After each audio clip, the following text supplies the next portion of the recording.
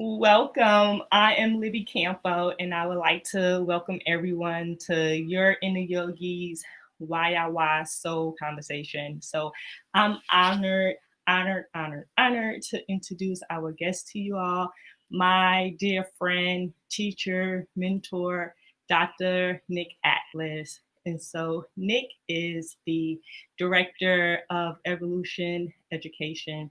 He's a dream worker. He's just so many things to so many people. He's the author of The Light Travelers. Nick, thank you so much for joining us this evening. Well, thanks for having me, Libby. It's so nice to see you. Yeah, and a I know, beautiful I just miss smile. you so much. Like, I want your Nick, come. um, and so before we begin with our conversation, Nick is going to do us the pleasure of guiding us in a grounding meditation. And so, Nick, whenever you're ready, it's all yours. Thanks. Yeah, I thought we'd start just with a minute or two of centering, a chance to drop in here. I think that, you say that like you wish I was there, and of course we wish we were together. But one of the things I hope we can talk a little bit about tonight, I'm sure it will come up somehow, and also I've been thinking a lot about, is this idea of deep empathy, of connection, through the ether. It's really independent of our geographical distance, how far we are from one another, and whether we're together physically, because we literally can reach out and be with each other ethereally. So grounding and coming into our body, I think that's the ticket. So yeah, it's an interesting way to start any conversation, let alone a live stream. So let's do that for a moment. You can get comfortable. You might be sitting or standing or lying down, and your eyes can be open or closed, whichever you prefer. And just taking 2 or 3 nice deep breaths. You could sigh.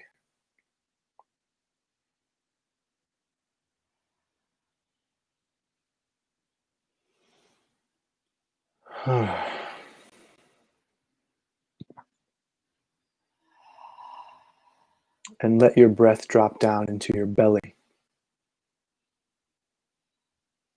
Your awareness drop into your belly. Maybe even down to your root, the base of your spine, beneath your seat, down through your legs, as if you were growing roots down into the earth. You might feel like you're a waterfall or flow of energy moving through your body downward, out through your feet, down into the ground.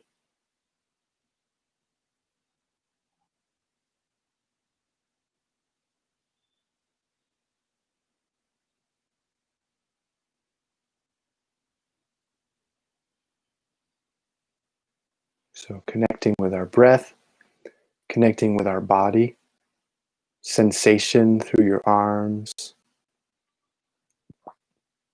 down through your hands and your fingertips,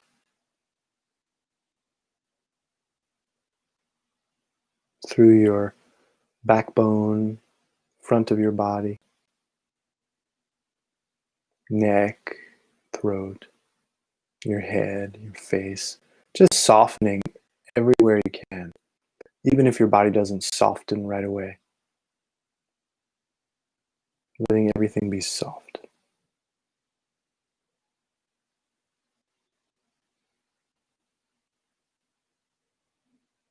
Softening all around your body.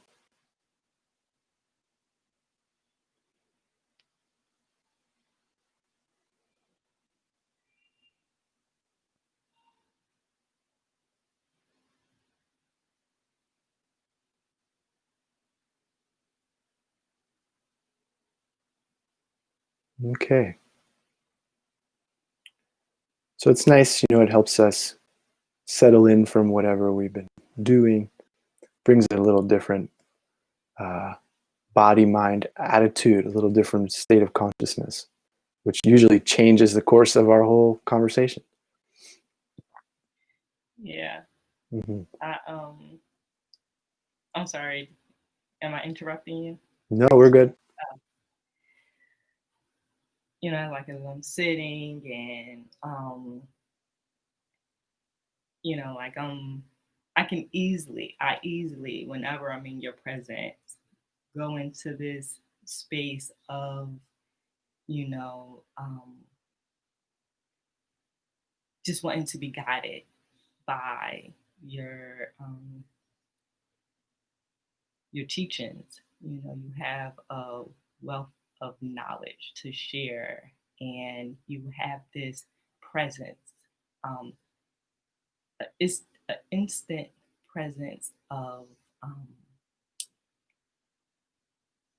like peace and calmness that it feels come so natural to you. But I know that the the work, the your daily practice, um, you know, it's not. I know this hasn't always been Nick Atlas, right? No, it took a lot of work, ironically, to feel like I don't need to work.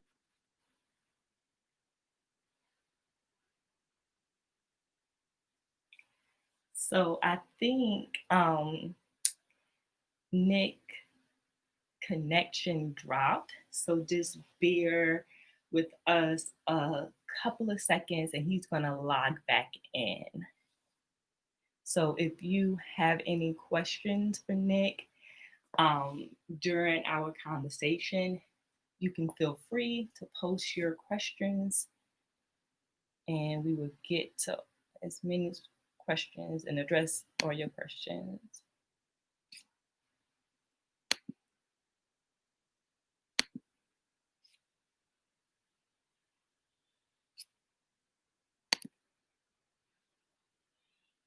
And so as we wait, just allow yourself to continue to take in and be in this space of groundedness and just being present with what's ever present here with you.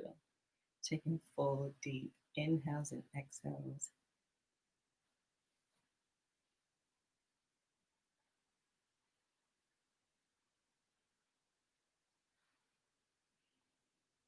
Here he is. Hey,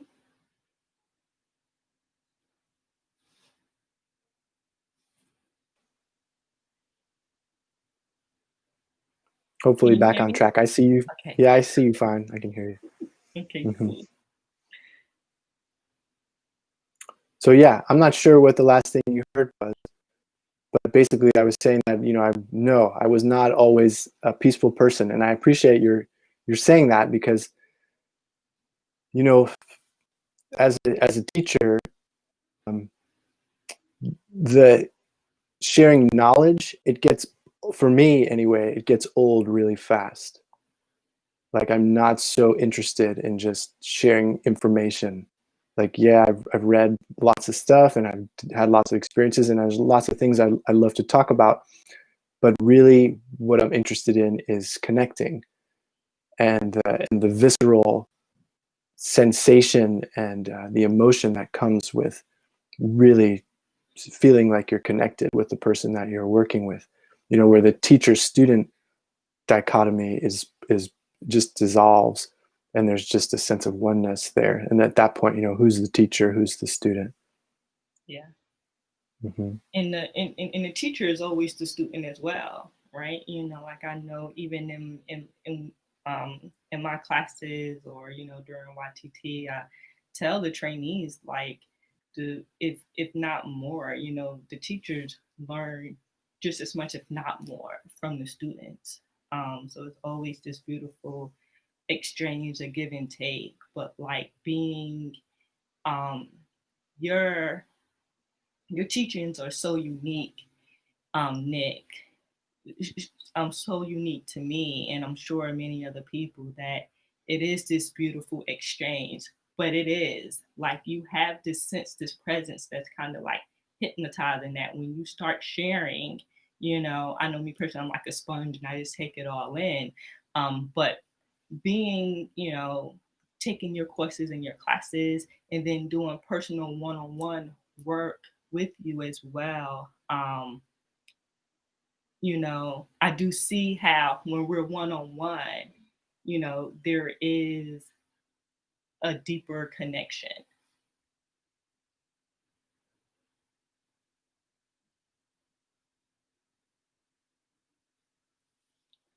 I think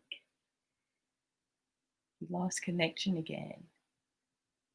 So just bear with us. He's going to sign back in. Again, during this time, if any questions pop up to you, feel free to leave a comment.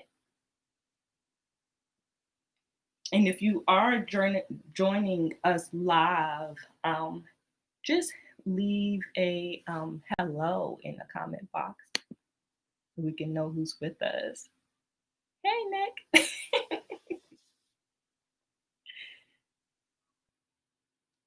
I can't hear you yet. Okay. Can you hear me? I can. Okay. So tell everybody where you are if they're like, what's going Right, on why with is this this? connection? I'm on Mars. I'm in Western Massachusetts, in the Berkshire Mountains of Western Mass, which is about 2 hours west of Boston and 3 hours north of New York City. And we have no high-speed internet here. Every year they say we're going to get it, and but it's been now as many years as high-speed internet has been around, we haven't gotten it. So I'm on a like a mobile hotspot, which tends to blip in and out, especially when it's really cloudy like it is today. It's also kind of cold. So the elements are against us, but we're going to make it. We are going to make it. We are going to make it. I kind of I lost track of my question, or where I was. So I'm going to just jump into asking,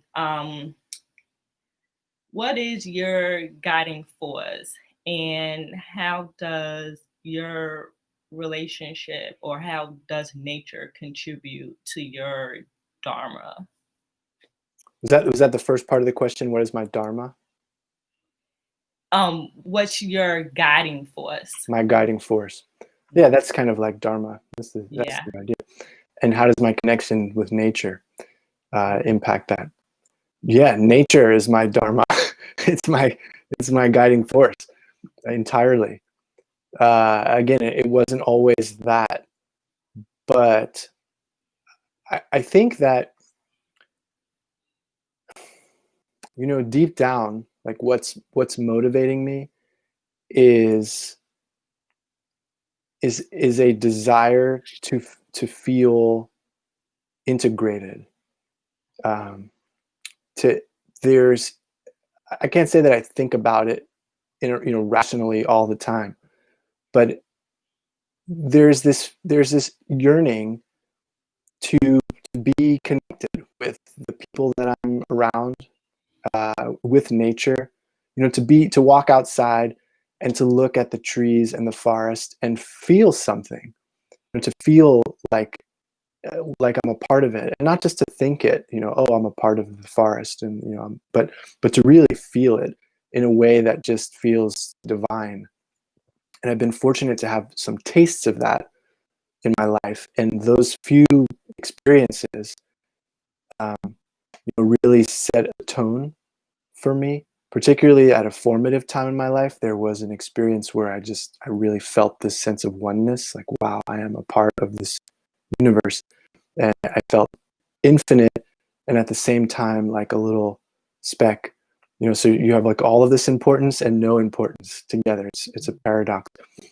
And ever since those initial experiences, I think that my life has been dedicated to understanding it and nurturing those kinds of experiences, not necessarily striving for like the big epiphanies or the big enlightened moments, but a recognition that we can cultivate that way of being in every moment.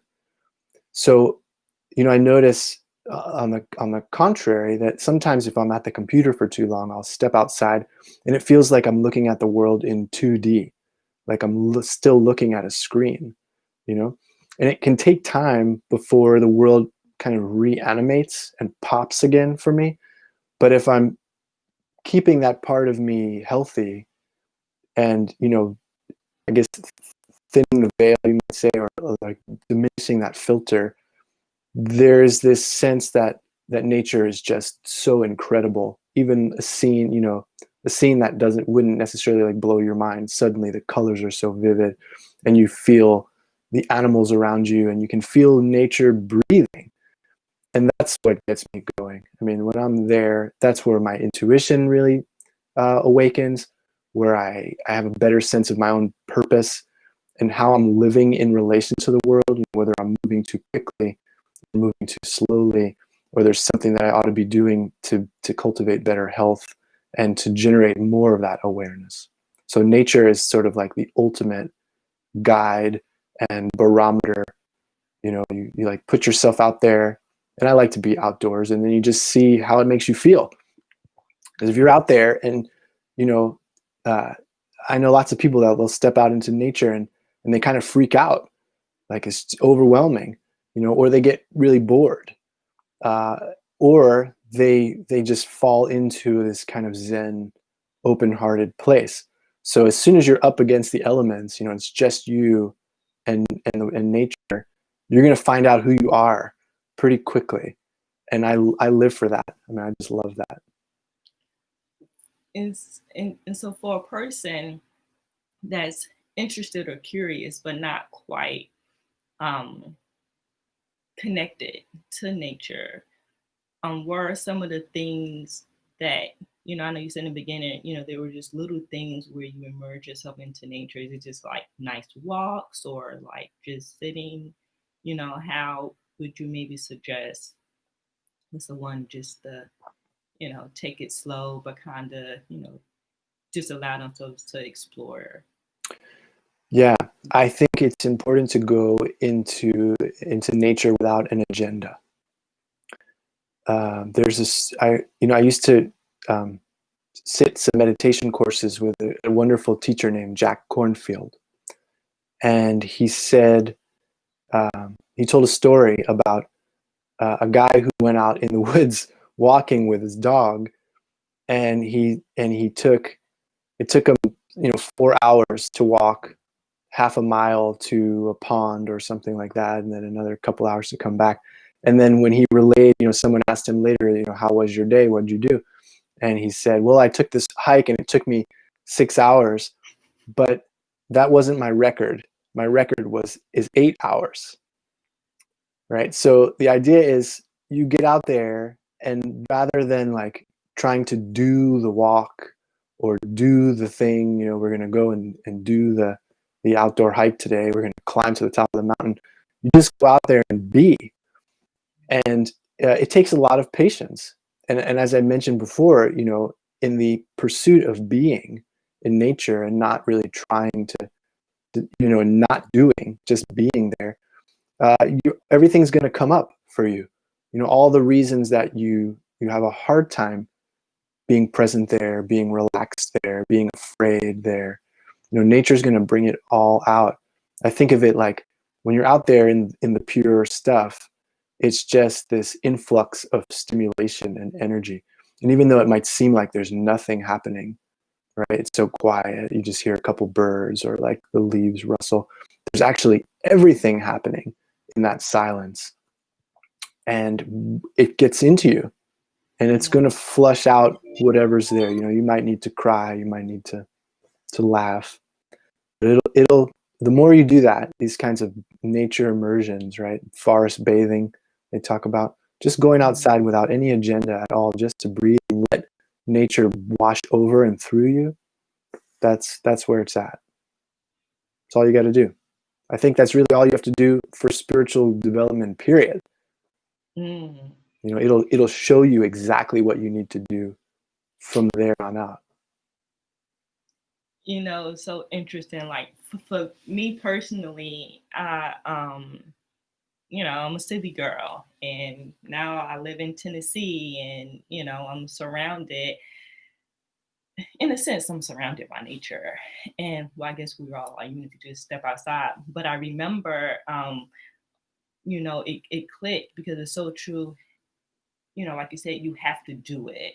You have to experience it. You can't just let it be like theory or thought. And I had this thing with like mud. I just did not like want to get dirty. I did not want to, and I was just like, no, no, I can't do mud, right? And my friend Cameron Allen, he was like, really?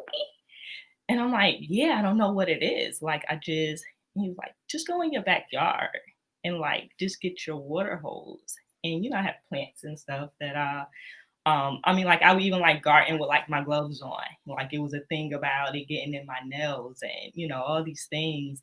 Um, and he was like, just go in your backyard, you know, when it's raining or something, and just put your feet in the mud. And he's like, you have a hose, right? Just rinse your feet off with the hose when you're done. And Nick, I was like dancing outside. You know, like I realized it was all in my head, right? Like I put my foot in, and then I just like put my big toe in a little bit, like oh, because I had such anxiety connected to it. But it was truly I was surprised and you know really impacted by what I felt when I just let myself put my whole foot in in this muddy water, and then I put the second one, and then I was like dancing in the backyard. And I think sometimes, you know, because I thought it too, like I thought like, all right, I just need to go on a retreat in the forest somewhere and like be immersed in it. And I have to do the, like I was putting all these things in place. And I'm like, you have your backyard. Just go outside. You know, like I have a trail, like a green line that I started riding my bike. And I'm just like just flowing in like just the ether as it like connects. And I just started realizing that, you know, um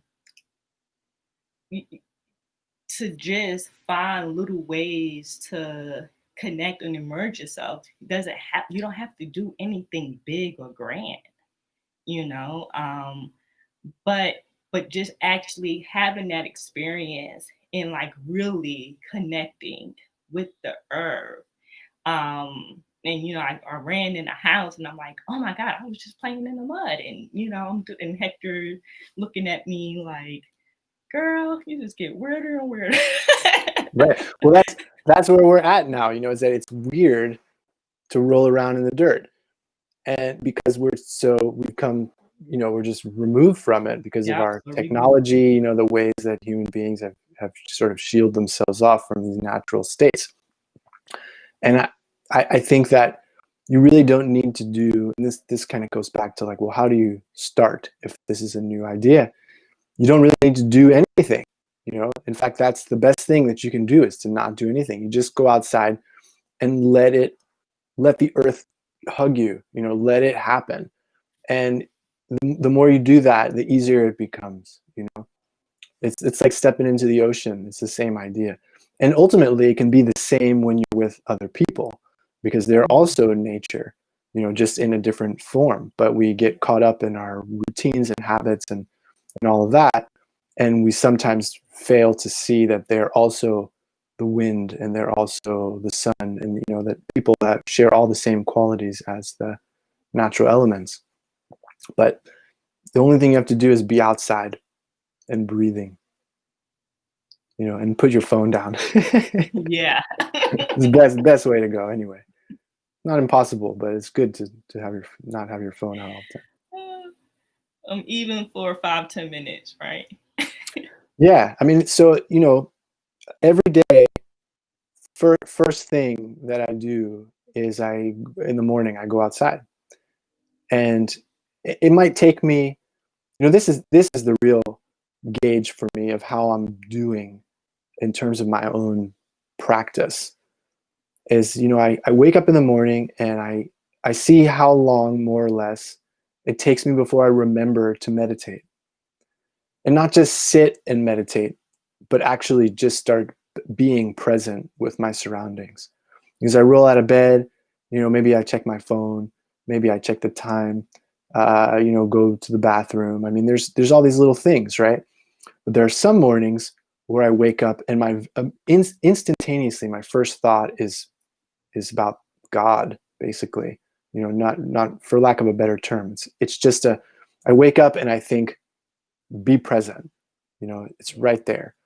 I remember the very first time that happened. I was doing my 500-hour yoga training in Thailand, and there was all this emphasis about being with the divine, surrendering to the divine, Ishvara Pranadana. And I remember this one morning, I woke up and my mind was just bam, right? I was there. And now, it's not always like that. When I go outside, I'm still a little groggy. Within a few minutes, I drop in. I connect with my breath. I feel my body. I'm in my belly. I'm in my heart. And then it's just a question of maintaining it as much as I can throughout the day. But it's that first moment of meditation that's the most valuable. And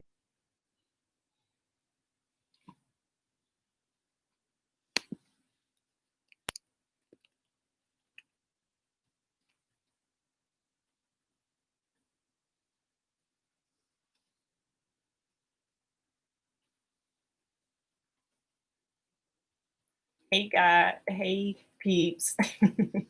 Trying to use inclusive language. Nick is back. Welcome back.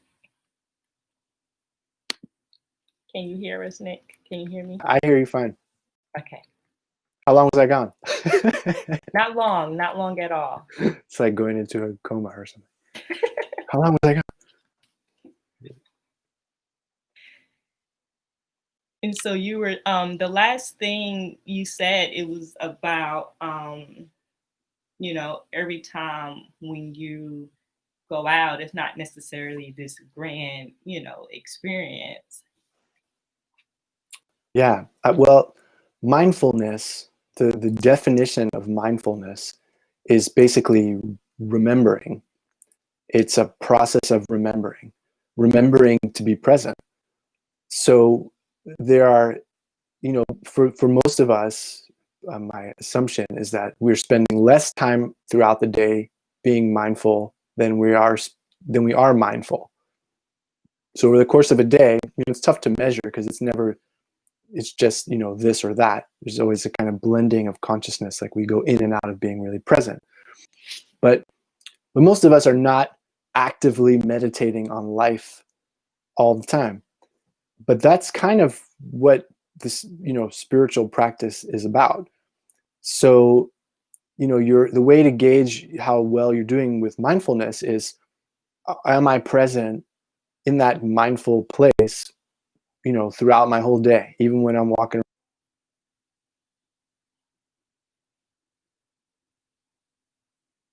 Nick dropped off, but he will be back soon.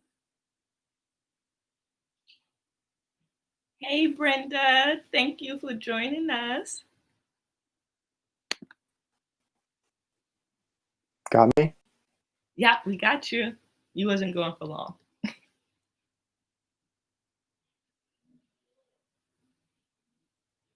Oh, well. Yeah. So I just trying to remember to be present as much as possible throughout the day. What does yoga mean to you? So you've been practicing over a decade. Oh, 20 years. Over 20? 2 decades now. 2 decades. Wow. What does yoga mean to you? Yoga is, depends at what level you want to take it up at. But it's the experience that I alluded to, that experience of connection, feeling like the world is alive and I'm a part of it and it's a part of me. And there's this symbiotic relationship between myself and everything, such that I'm not even really a self at all. There's just, awareness having an experience. There's consciousness having an experience. That's the true meaning of yoga for me. But there's also the kind of, the day-to-day aspects of that, like which is also yoga, is what it takes, the disciplines that it takes to maintain that sort of awareness, to maintain that that focus and that feeling like I'm evolving in that process of becoming, right? That I'm getting closer to that.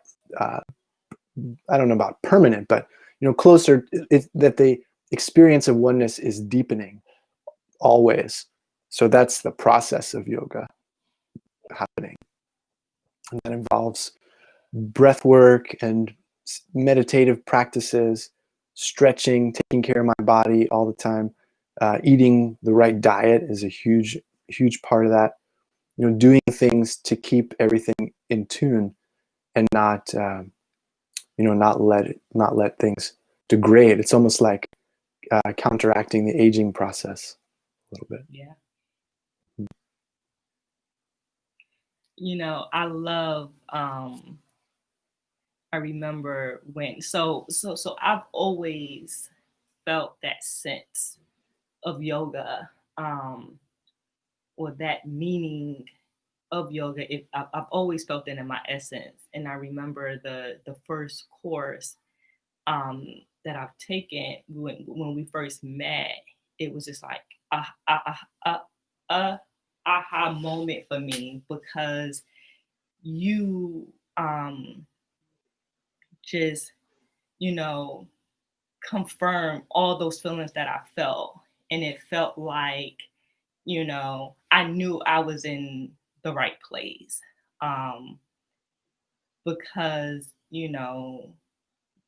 people, it, people, I feel like you said, it's these connections and this awareness that's limitless. And, in so many ways, and especially in the, in the general awareness and knowledge of yoga, people just think it's the asana practice. It's these poses, it's a workout. And it's really hard for them to grasp the concept, that isn't all that it is, until they actually, begin to practice, and then begin to feel, you know, this this unexplainable presence that may come over them. Um, so so thank you for your teachings, and just the allowance that, I'm not sure if you're aware of, that you've given. I'm sure not only myself but many others. This reassurance of the essence of yoga, and then continually to travel and pass that on. Um, you know, and one of the concepts that I wasn't familiar with, or is just the death that our dreams hold. Um, to Where do you believe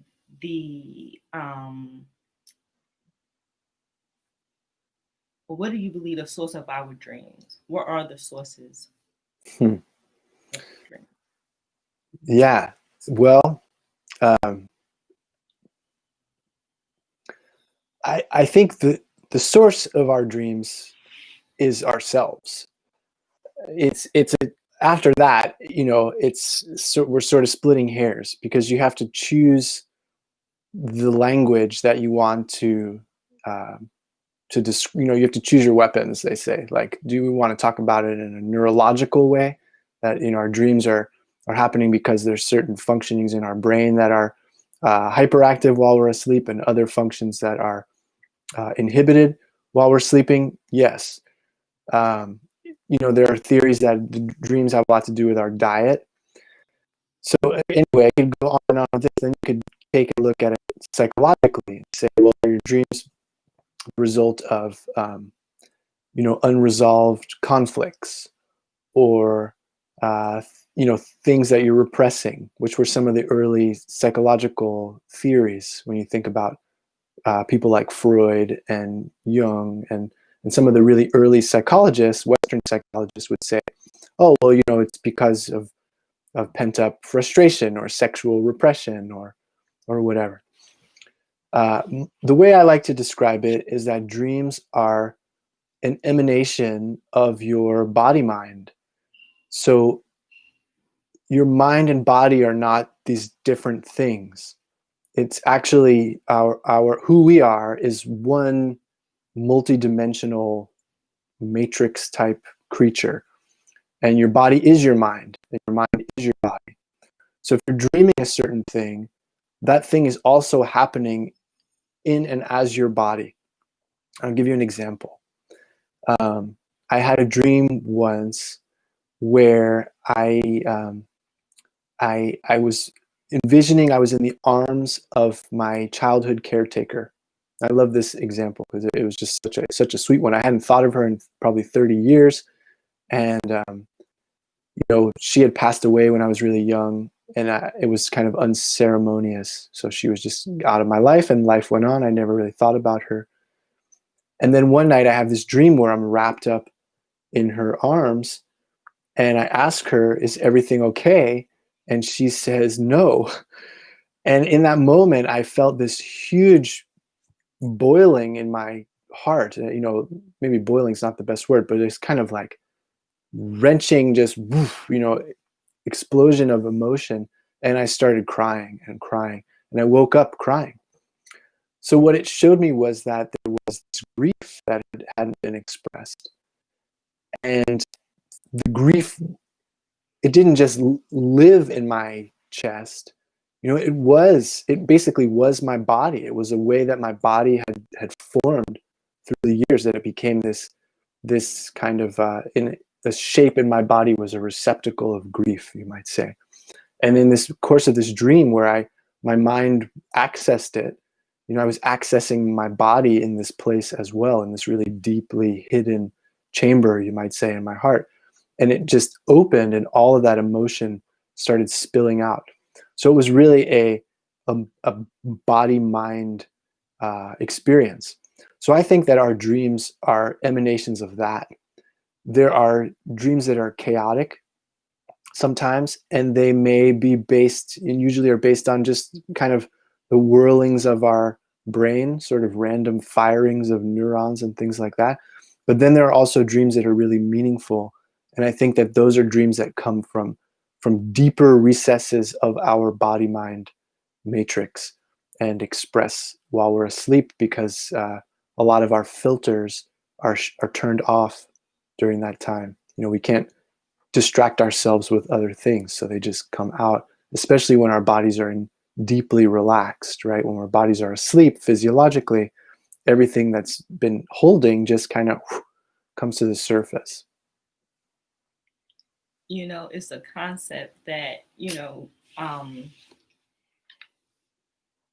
that I think people tend or to try to define our dreams. Like I had a dream of this black cat. Nick, what does it mean? And I love your concept is that, and I tend to share it when I'm talking to people about dreams as well, is that, instead of, and you correct me if I'm wrong, but from my interpretation, instead of looking at your dreams and what may have appeared in your dream as what does this mean, instead you ask, how did you feel? Perfect. And where did you feel it? And that's that body mind, because then that changes our thought process completely, because sometimes I think we get fixated on our dreams and we're stuck on exactly what happened in that dream, but not what we felt in that dream. Right. A lot of the images are culturally relevant. So, just, if your teeth fall out in your dream, it might mean one thing for you, but it might mean something totally different in another culture.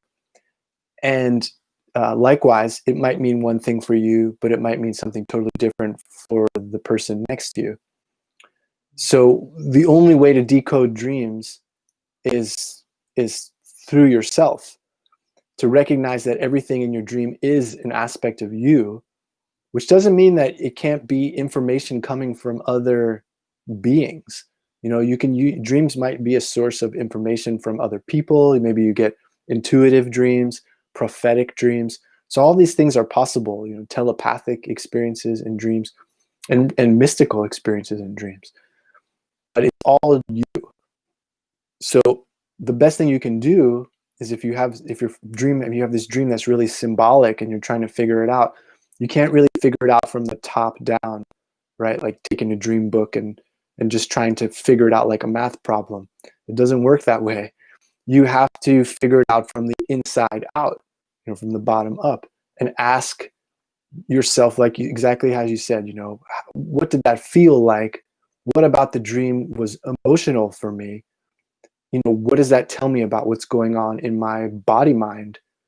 And this is where the notion of chakras and things like that in yoga are really beneficial, because you can sometimes map these dreams right onto your body mind and get a feel for what's there. You got to be careful, because all the new age chakra stuff is also just a culturally relevant interpretation of the body mind. But if you recognize that you might be feeling your dream in your belly, or feeling your dream in your heart, or feeling your dream in your throat, you can then feel into those places and let them show you, reveal to you the answer, also in a kind of emotional, intuitive way. And only then will the symbols become, I believe, become clear. And I'll give an example of that is, I woke up from a dream the other night, and I don't even remember, I was just riding a bicycle or something, and I could wake up and think like, what does the bicycle represent, and what did the scenery represent, and all that stuff. But when I felt into the experience of riding the bicycle, I had this intuitive flash that I needed to eat more bananas, or something like that. So the bicycle and the bananas had nothing to do with each other seemingly, but the banana was really what was driving, or the need for potassium maybe, was driving that experience. And that's kind of how it works, right? So the stuff that you see in the dreams, you just need to be with it, but not try and interpret it, I think, in a really literal way. You need to interpret it more in a visceral way. That's my opinion anyway. And talking about dreams and mystical dreams is the beautiful segue into the light travelers. So if you don't have Nick's book, first book, I know we got another one coming. The Light Travelers is where I love, Nick, how so pretty much you quit your job and you're traveling all around the country, outside the country, and a lot, it is truly a mystical journey, and your dreams guide you as well. And like you said, like you share how you've had intuitive dreams, mystical dreams. You was connecting with people were speaking to you, in your dreams. And this and I love what I love about your book, and what I was surprised about, I feel like it's also a love story. Have you heard that? Has anyone mentioned that to you? What was the last thing you said? That I feel it's also a love story. Oh. Yeah, there's a love story in there. There's a few. So I really enjoyed it. Through your overall, with your many travels, what have you learned from your travels? Ooh. Well, to not give away the whole book, But the biggest thing that I learned from my travels was that I didn't need to travel, that I was searching, I basically just gave myself, gave myself to the process. Like I had a spiritual awakening and I went for it and said, all right, I'm not going back. I can't go back to like the mundane daily grind. I'm just going to go and literally live out my dream, turn my life into an adventure. And I traveled and traveled and traveled all over the world for years and years, only to realize that what I was seeking was here. And it sounds almost a little cliche, but that's what I discovered. Was it came, when I finally got home to literally to my parents' home, and sat outside in an apple tree, and there was just this moment of clarity that, like, oh, everything I saw out there, it was beautiful. I learned so much. It definitely made me who I am. And at the same time, I was only looking for peace and quiet all that time. That's just like what I was really after. And it took, kind of getting all that out of my system, I guess, to realize that that's what I wanted. And yeah, I wouldn't change it. Like I wouldn't trade it for anything. I value so much all of that time I spent out there and learning about different cultures and the way people live and the way people think, and learning to connect with folks who speak different languages, and just finding out what it means to be a human being outside of our conditioning. The life that was laid out for me, I just sort of turned away from that and paved my own path. And that's a huge takeaway too, is that it empowered me to live life the way I want to live it. And You was a city boy too. I was. You grew up in New York. I So did. it's not, like it's huge. It was basically a purification, you might say. It took me a lot of years of getting out there to like shed what New York had made me. A lot of bad habits that growing up in New York City. Nothing against New York City, but the way that I was raised, the way New York City, the environments that I was in, they were very competitive. It was just like didn't make me the person that I realized I wanted to be. But it was nature that showed me the person that I wanted to be.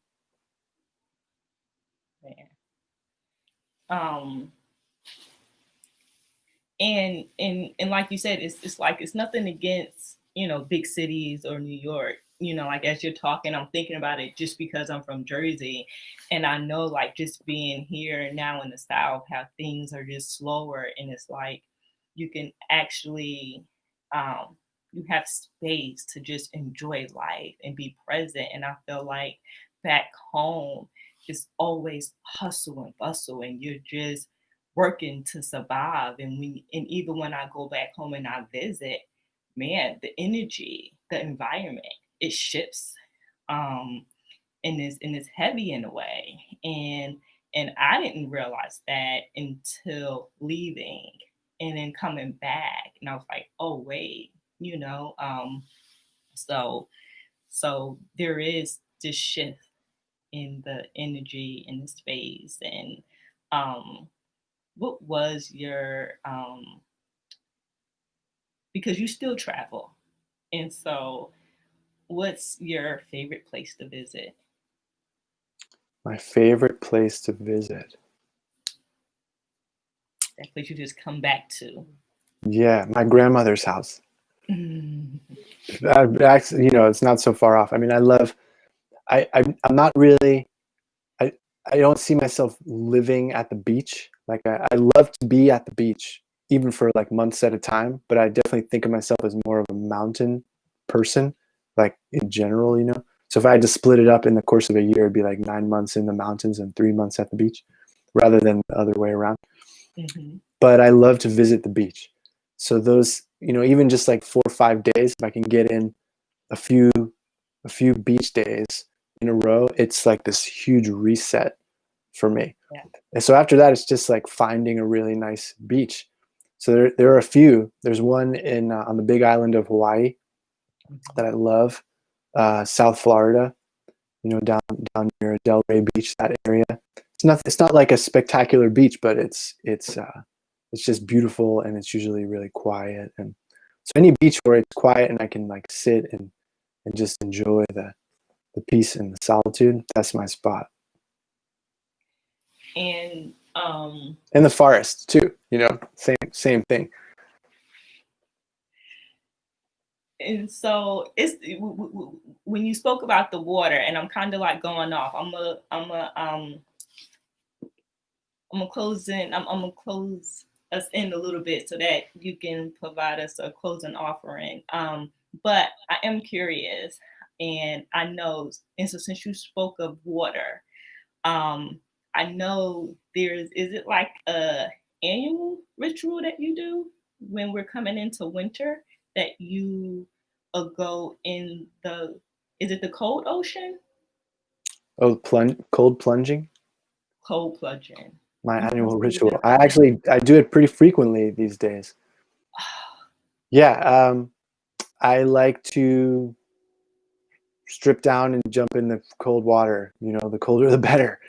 Uh, it serves a few purposes. You know, I think as far as physical health goes, there are actually studies showing that our bodies produce certain proteins that from cold water swimming. So there are health, like, you know, tangible health benefits to cold water immersion. Uh, for me, it's a reminder that I'm alive. You know, it's easy to it's like a baptism. I mean, that's literally how I feel every time. It doesn't really get easier. I mean, maybe, but you stand there at the shore. You know, I like to go in the lake, and I stand there, and there's that, you know, do I really want to do this? You know, everything is saying like, no, don't do this. It's going to be awful, painful. And then you do it. And it's like overcoming this fear every time. And then once you're inside, like most things, you know, once you're in it, it still might be kind of uncomfortable, but you know, it's not as bad as you thought it was going to be. And then the feeling afterward is elation, you know, especially with the cold water, because it just turns on all your body's systems. Like your body makes a fire to try and counteract that threat from the cold. So I come out, I don't stay too long, but I come out and then I take a hot shower, you know, whenever I can, maybe within a half hour or something, and I feel like I'm sparkling. Oh, wow. So it's a beautiful practice. But yeah, I try to do it every year on Thanksgiving, if not, you It's, know, all these other times. and so about how long do you stay? Depends. Anywhere from like maybe 2 to 5 minutes, Okay. you know, sometimes a little less, maybe a minute and a half. It kind of depends. What's worse than the water temperature is the air temperature. So like the water's not so I didn't bad even think because about you that. kind of get kind of preserved. It feels like you're getting pickled, you know, and it doesn't really, it's not so painful because your whole body just goes numb. Although I try not to go up higher than my spinal cord, because if it gets in your head, you can get a headache. But if you just do this part of your body down, it's pretty nice. And but when you get out and the wind is blowing, if it's really cold, like in Thanksgiving up here, when I go, it's usually like 25 degrees and howling winds, and the getting out is not fun. You know, that's the hard part. Oh Yeah. my goodness. So, you know, if you're listening, like ease your way into it, right? You don't want to overdo it, but you actually can hang out in the water for a little while, and you'll be okay. Just don't go out too deep because you want to make sure it's easy enough to get back in. Nick, I love you so, so much. Thank you. Um,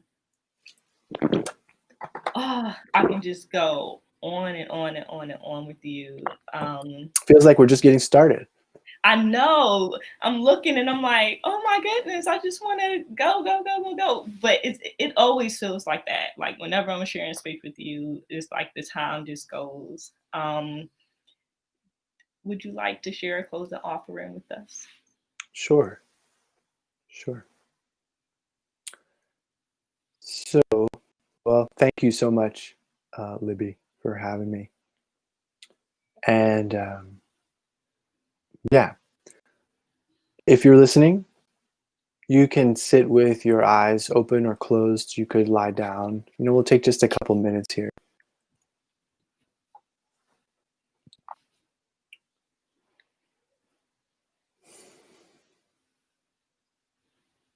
So connecting with your breath once again, and letting your breath drop down into your belly.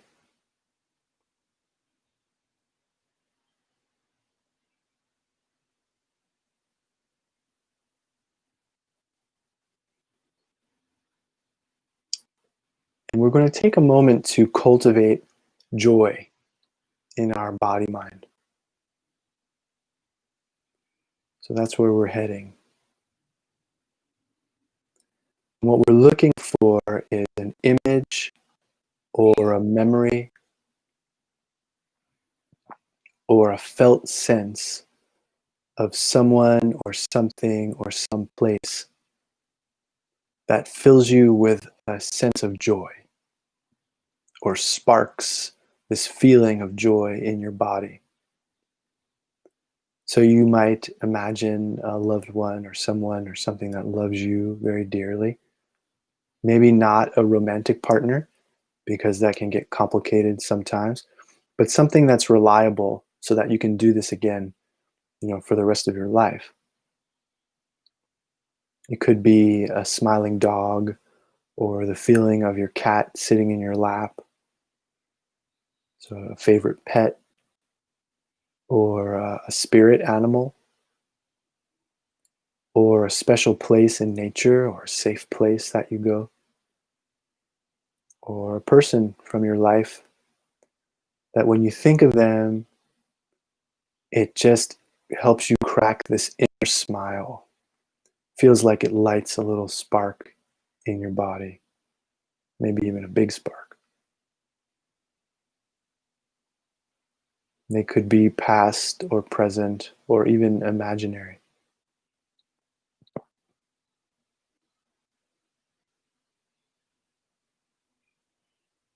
See if you can feel this wellspring of good feeling, like it's bubbling up somewhere inside, maybe in your belly, maybe in your heart. Just imagining this ally, this companion.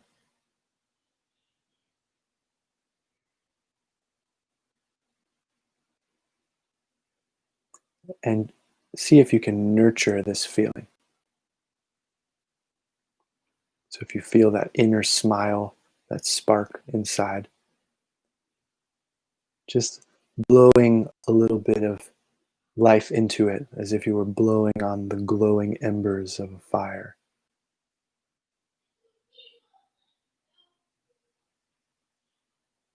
And maybe it will bring a smile to your face and a little lift to your spirit.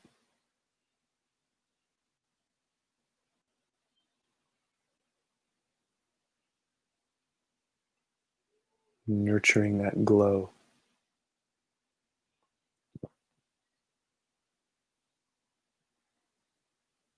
And then imagine someone or something or someplace that might benefit from the warmth of this good feeling, of this joy, from the warmth of this little fire that we've kindled. And without the need to force anything or try too hard, just imagine a gentle breeze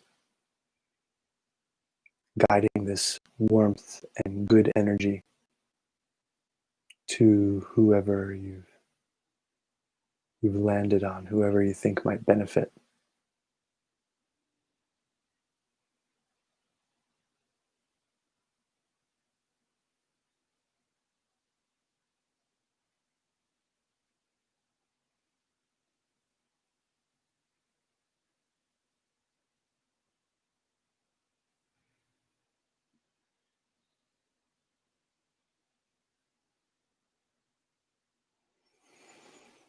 And let your breath be that breeze, that gentle force through which all things flow.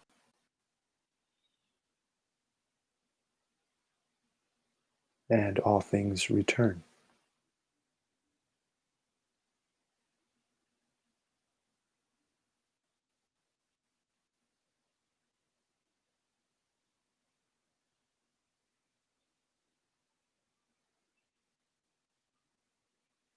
Okay.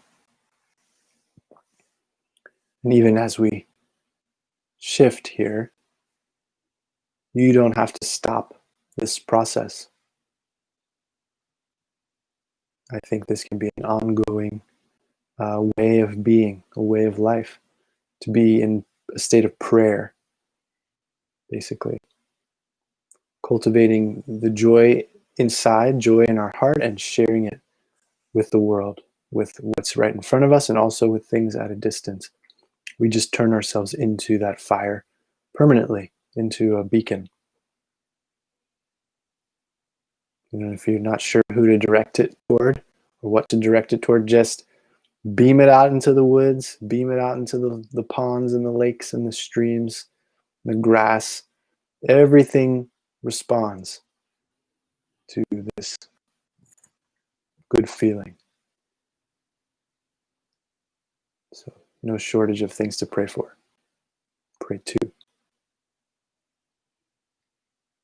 Nick, thank you so much for taking the time to share space with us. I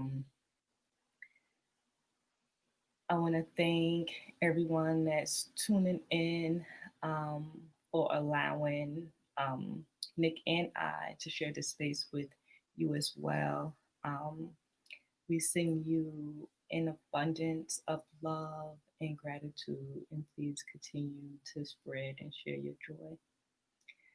Hope you all a beautiful evening. Can I just mention, if you're curious about a little bit more about what I do and the trainings and things that I run, um, you can find me at evolutionaryeducation.org, or if you just search my name, you know, it'll eventually take you to there. But I've got more and more courses online, and you know, links to books and things like that. So please don't hesitate to reach out. You can send me email and all that, and Yeah, I'll do and my Nick, best to can you respond. please share what type of courses and trainings that you offer? I'm sorry, I've been like, That's please okay. share. So I'm actually increasing the different kinds of offerings, but for the most part, we focus on yoga psychology, teacher trainings, yoga nidra trainings, which is learning to guide relaxation and also emotional processing work.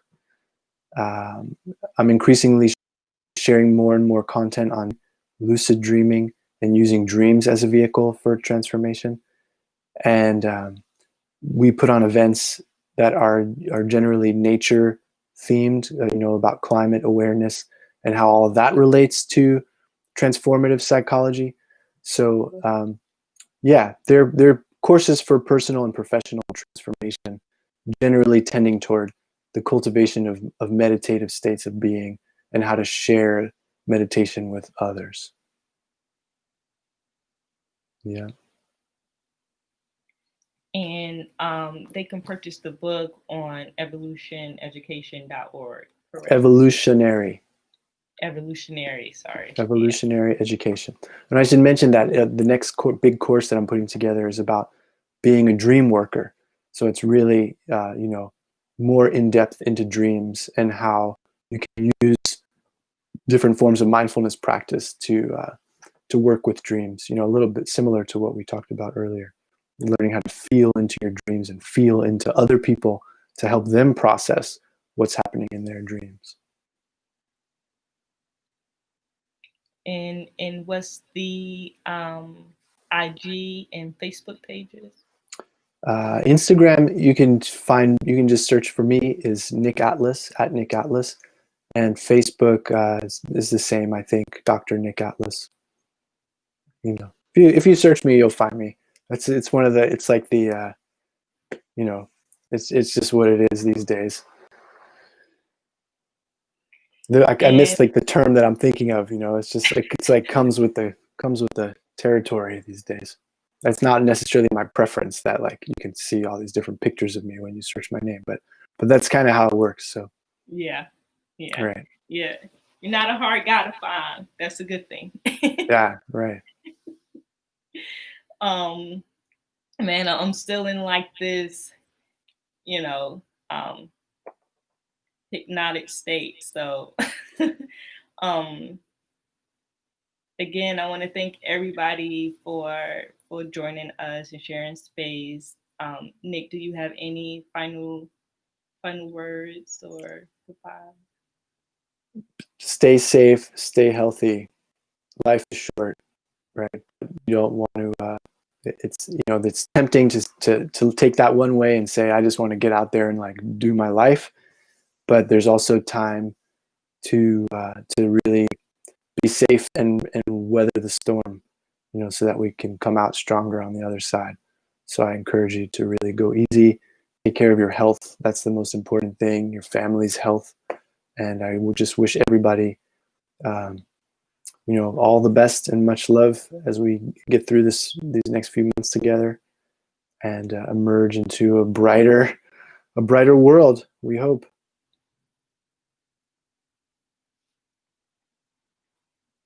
Thank y'all so much. Thank you, Nick. Thank you, Libby, so much. So See nice y'all to see you. later.